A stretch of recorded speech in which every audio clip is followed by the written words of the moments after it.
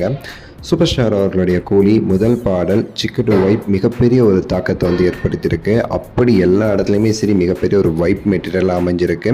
Instagram, YouTube போன்ற shorts எல்லா இதுலையுமே சரி மிகப்பெரிய ஒரு ட்ரெண்ட் வந்து அந்த ஒரு பாடல் பெற்றிருக்கு. அது தொடர்ந்து 2வது சிங்கிள் இந்த ஒரு பாட்டு பூஜா ஹெக்டே அந்த ஒரு ஐட்டம் சாங்ஸை தான் இந்த படத்தில் வந்து அதை வந்து வச்சுருக்காங்க.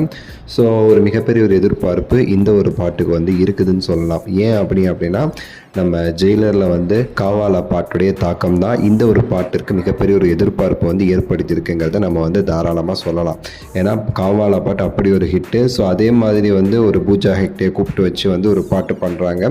படத்திற்கு வந்து ஒரு பெரிய ஒரு பூஸ்டாக அமையும், அந்த ஹைப்பை வந்து ஏற்றும் அப்படிங்கிறதுல வந்து ஒரு பெரிய எக்ஸ்பெக்டேஷன் இருக்குது.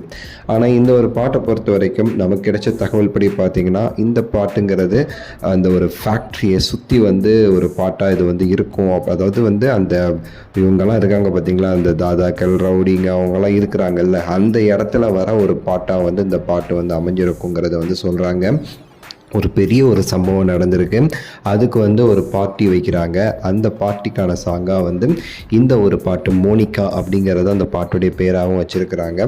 இந்த பாட்டு இருக்கும் அப்படின்னு சொல்லிட்டு வந்து சொல்லப்படுதுங்க. ஸோ நமக்கு மிகப்பெரிய ஒரு விஷயம் நம்ம என்ன எதிர்பார்த்துட்ருக்கோம்னா, அந்த ஜெயிலர் படத்தில் அந்த Kaavaalaa song full and full Tamannaah சாங்குன்னு சொல்லிட்டு எதிர்பார்த்துட்ருக்கும்போது தலைவர் அது உள்ளக்க கொண்டு வந்து ஒரு சம்பவம் பண்ணிட்டு பாருங்க. ஸோ நெல்சன் அதில் தலைவர் இருக்கிற மாதிரி அந்த மாதிரி இதில் வந்து ஒரு சர்ப்ரைஸ் இருக்குமாங்கிறத நான் வந்து ஏங்கிட்டு இருக்கேன். இது வந்து நாகார்ஜுனா அவர்களுடைய கோஷ்டிகளுக்கான சாங் அப்படின்னு சொல்லிட்டு தகவல்கள் வந்து நமக்கு வந்து கிடச்சிருந்துச்சு.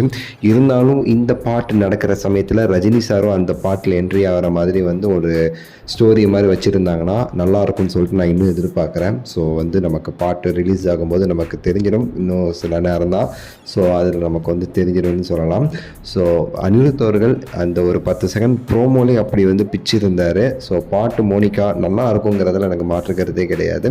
பொறுத்திருந்து பார்ப்போம். உங்களுடைய கருத்தை மறக்காமல் சொல்லுங்கள் கமெண்ட்ஸில். லைக் பண்ணி ஷேர் பண்ணி சப்ஸ்கிரைப் பண்ணுங்கள். அடுத்த வீடியோவில் சந்திக்கின்றேன். நன்றி, வணக்கம், மகிழ்ச்சி.